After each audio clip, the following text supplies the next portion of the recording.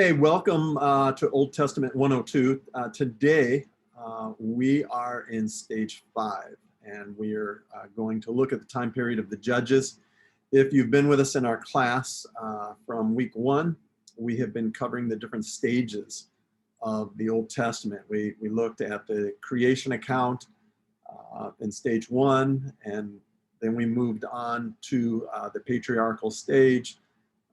We looked at Moses and the Exodus, and then from there we went on to the conquest of Canaan with Joshua. And so today we are in the Judges stage, and so I want to pull that up for us as a class today. Here we go. We're going to look at Judges and also a little bit of Ruth and First Samuel.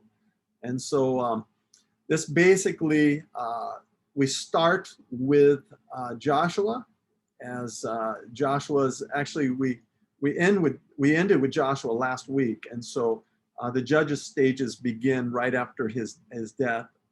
And then we'll go all the way up to just before the stage of the kings, when Israel has kings to rule them. So some of the key people that we're going to be looking at are like Ehud and Barak, Deborah. Deborah is one of my favorite judges. Then Gideon, Jephthah, Samson, Ruth, Naomi, Boaz, Hannah, Eli, and Samuel. Just some of the key figures within these books.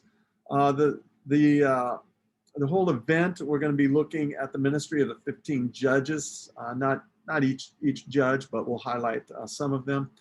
We'll also talk about the marriage of Ruth to Boaz, and then the prayer of Hannah and the death of Eli, which will be the end of this period of time. And of course, we're looking historically, we're looking at 1382 BC roughly, to almost 1000 BC, actually 1043. So the location, as far as the ministry of the judges, this is in Canaan. If you remember last week, we talked about Joshua, and Joshua brought the Israelite people across the Jordan River, where they began the conquest of taking that land, because there were other groups in that land. For the most part, they had completed this project, although there were still a lot of different groups in the land, and that's going to appear in the book of Judges and cause Israel trouble. But they did divide the land up. We had 2.5 tribes to the east of the Jordan, and then 9.5 tribes to the west of the Jordan. And so, but we have 15 judges as we go through the book of Judges, and that's in Canaan. The marriage of Ruth to Boaz is quite an interesting story. We'll talk about that here in a moment, but that focuses in on Bethlehem. And then the prayer of Hannah and the death of Eli. Eli was a priest, and there in Shiloh. There are some important things about this stage. First, the Judges stage is the time of the hardest, time of the greatest spiritual darkness in Israel. And that is probably a very true statement. We know when the kings come that the empire, the Israelite empire, if we want to call it that, probably kingdom is a better word, but the kingdom of Israel will begin to spin, and there'll be civil war, and eventually they'll go off into captivity. But Judges is a time of really some deep darkness, as far as you wouldn't think that it would happen. But after Joshua kind of ends up on a high note, and then Judges is on a real dark note, as far as the people seem to go in and out of faithfulness, and a lot of that will depend on the leadership and the judges. There's stories that we'll talk about, the story of Samson, who was a Nazarite, and he was somebody, he wasn't really a really nice guy, but he ended up really becoming a person that Hebrews calls a person of faith, which is quite an interesting statement. We will be talking about the capture of the Ark of the Covenant, and then Ruth, the Moabite woman, who Ruth will have David and eventually Jesus within her family line. And so certainly in Judges, the different ones are not perfect leaders. They are far from perfect, but it's interesting because Samson and Gideon, Barak, Jephthah, and Samuel are all mentioned as men of great faith. And so we have to remember that sometimes great faith doesn't mean being perfect. H.L. Wilmington kind of has a interesting chart where he compares the conquest stage and the Judges stage. The two books, Joshua and Judges. And the book of Joshua is a book of victory as they go in and take Canaan. Judges is a defeat because it seems like they spiritually and obeying God, sometimes they do well, other times they fall apart. And of course, the book of Joshua is more like a book of freedom, whereas the book of Judges, when they're not faithful, they find themselves being enslaved or captured. Faith, would be a picture of the book of Joshua's. Unbelief is the book of Judges. Progress, that's a good word as far as God's blessing through the descendants of Abraham seem to be like they're coming to their fruition in Joshua, but by the time you get into Judges, you see that there's a decline of the promise and of the nation. The differences between obedience and disobedience, heavenly vision and earthly emphasis. I want to point out that in Joshua, when we say heavenly vision, we're not talking about that they had this idea that one day they would be going to heaven, but they had a vision that came from heaven. In other words, they looked to God and God was shaping their future. Whereas by the time you get into the book of Judges, everybody is almost in it for themselves. The book itself several times mentions that everybody just did as they pleased. So really looking to their earthly situation, not to heaven for vision. And then from joy to sorrow, strength, weakness, unity, disunity, a strong leader, and eventually no leader. Now, in Judges, there are leaders, and we don't want to miss that. And some of these leaders did some great things. So let's talk about the judge stage. We'll look at 12 military reformers. During this stage is about 300 years before Eli and Samuel. The judge stage is a time when Israel often forgot their need to follow God. And so the Bible says when these things happened, they kind of did their own thing. But when a judge, God would raise up a judge and bring them back. And there was a pattern that this would just continue to happen in Judges. And the pattern goes, basically, Israel would sin against God. They would forget God. And so as a result, they were oppressed by other nations. Israel then cries out to help for God. And then God comes and saves them through a judge. And a lot of times a judge was like a military reformer. Now, our text here says not a legal expert, but, there are times when they were. So what I'm going to do right now is we're going to just kind of strike that sentence out, because I do think that at times, like Deborah, she would rule on certain things for people. So they were more than just a military reformer. Mesopotamia had oppressed Israel for 8 years, and so the judge Othniel defeats Mesopotamia and led Israel 40 years of peace. And then you have Othniel was both the son-in-law and nephew of Caleb, and he captures a strong Canaanite city. And when Moab had afflicted Israel for 18 years, God calls on a judge, Ehud. He becomes the answer, and he kills Eglon, the Moabite king, and he leads Israel for 80 years. And during this time, every time God raises up another judge. There's peace in the land. Then Ehud also organized an army for Israel that killed 10,000 enemy soldiers. And then we have the judge Shammar, or Shamgar. He brought relief to Israel when they had been dominated by the Philistines. And it says that he killed 600 Philistines with a pointed rod called an ox goad. So then you have the Canaanites. They afflicted Israel for 20 years, and God raised the judge Barak, and he defeated the Canaanites and led them for 40 years. Then Judge Deborah encouraged Barak to raise an army of 10,000, and Barak defeats the Canaanites and the king Sisera at Mount Tabor, and Sisera was later killed by a woman named Jael. Deborah becomes an important player in the book of Judges, and she may be the best judge that Israel had during that time, and she seems to understand God even better than some of the other judges.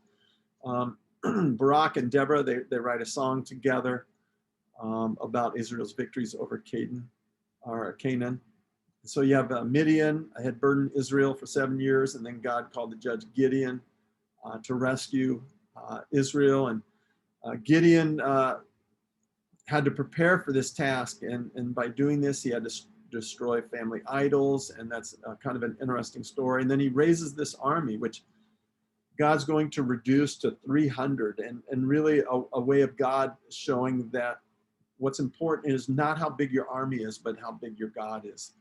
And so Gideon's army defeats the Midianite soldiers, and then Gideon victory led to 40 years of peace in Israel. However, Gideon made a golden vest, which became an idol to Israel. And there's a lot more to that story. Not much is known about like the judge Tola. We do know that he led Israel into 23 years of peace. Some other judges, Jair and his 30 sons rescued 30 cities in Israel from foreign domination. And so you continue to see this story repeat over and over. You have Jephthah's time as a judge was good for Israel. Tragic for him, though. Ammon had burdened Israel for 18 years, and when Jephthah defeated Ammon, he led Israel into 6 years of peace. The night before the battle, Jephthah made a careless vow.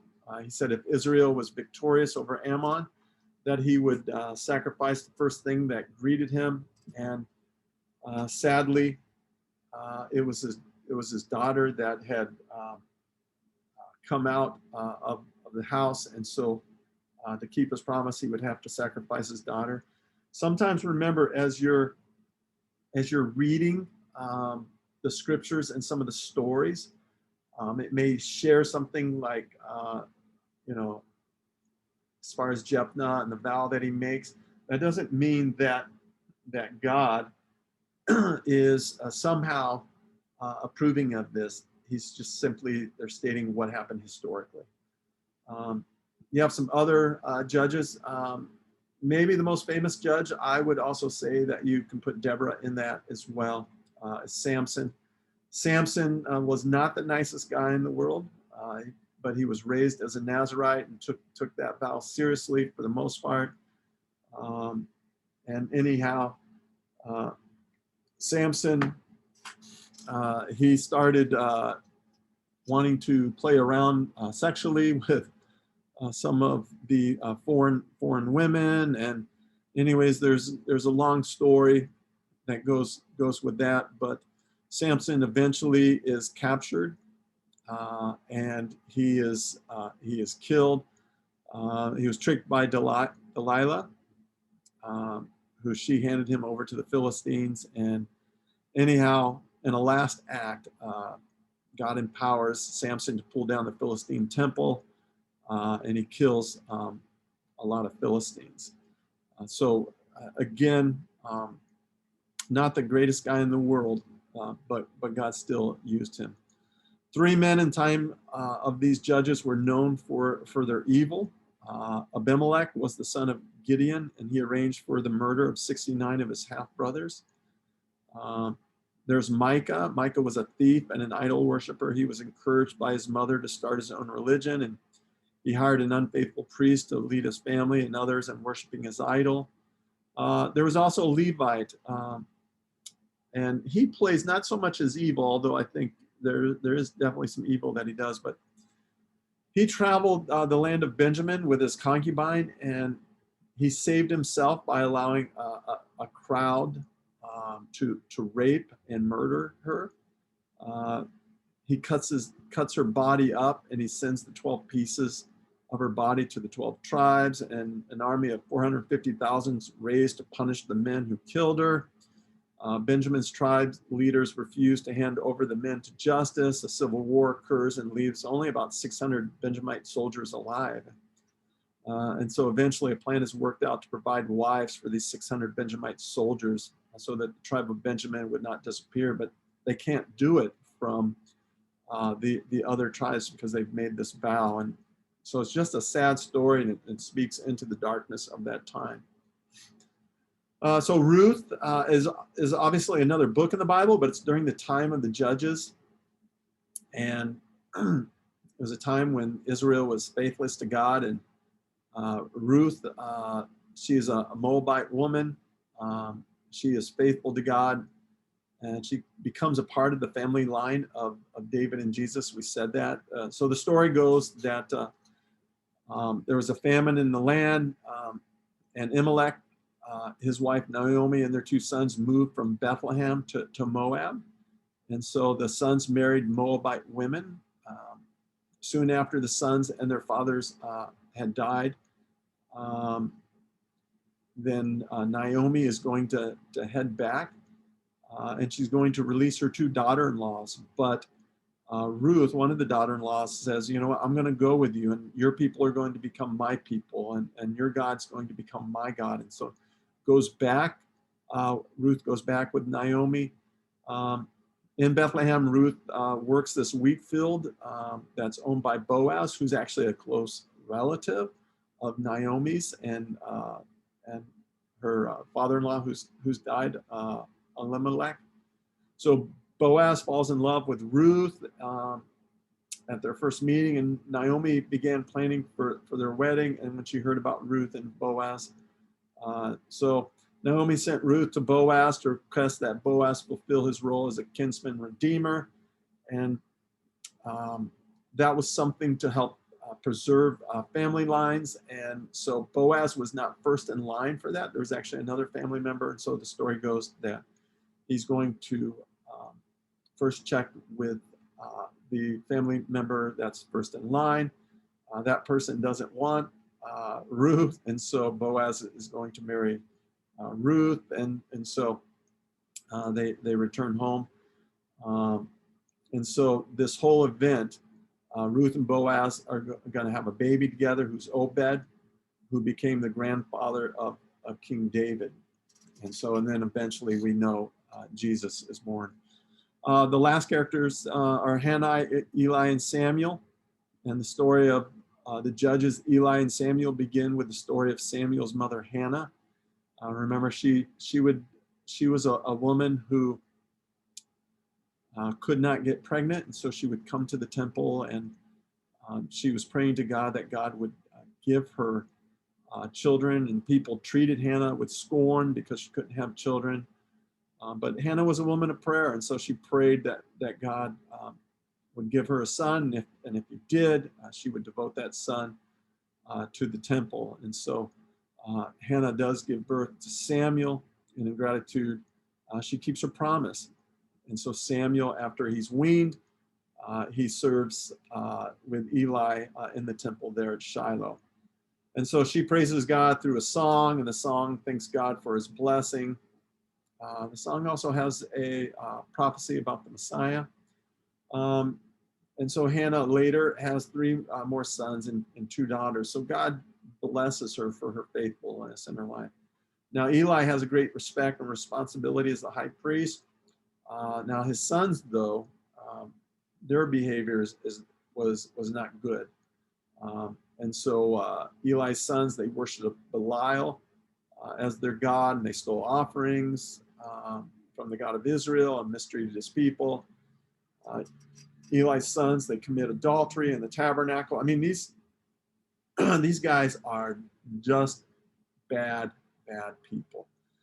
So they cause God's people to follow them in sin. And it's interesting because when we read in the Bible, people that are in roles of position are not just meant to be a position of power, but they're meant to be people that you're to mimic their lives. And so the people are following their leaders and they're mimicking this idolatrous life that the sons are having. And so Eli's sons are are killed in a battle with the Philistines, and the Ark of the Covenant is captured. And so this is a low time for Israel. And then Eli fell out of his chair when he heard of his son's death. The fall broke Eli's neck, and he dies. And so the Ark of the Covenant is in the Philistines now, but it begins to cause a lot of trouble for them. God is punishing them for stealing the Ark. And so at Ashdod, the Ark destroyed the statue of the Philistine god Dagon. It caused boils on the people there. At Gath, the Ark brought destruction and more boils. At Ekron, the Ark brought fear and more boils. And so wherever they took the Ark in the area of the Philistines, it just became a plague on the people. And so the Ark then went to Kirjath Jearim, where it's going to remain until David took it back to Jerusalem when he becomes king. So the prophet Samuel was the last and perhaps the greatest judge of Israel. And each year Samuel would travel to Shiloh, Bethel, Gilgal, and Mizpah. He then returned to his hometown of Ramah to judge Israel. And so that was his role as a judge. And so God revealed himself to Samuel as a boy when he was serving at Shiloh. And then Samuel led Israel into revival and the destruction of the Philistines. And then, as stated earlier, Samuel led Israel through the change from the time of judges into the time of the kings. He becomes the one who anoints the first king of Israel. So you have questions there in your study guides. Make sure to work through those questions, and we can look at those at another time. Again, excited about you being in this class, and hope that you can continue to grow in God's word. Until then, may God's peace be with you.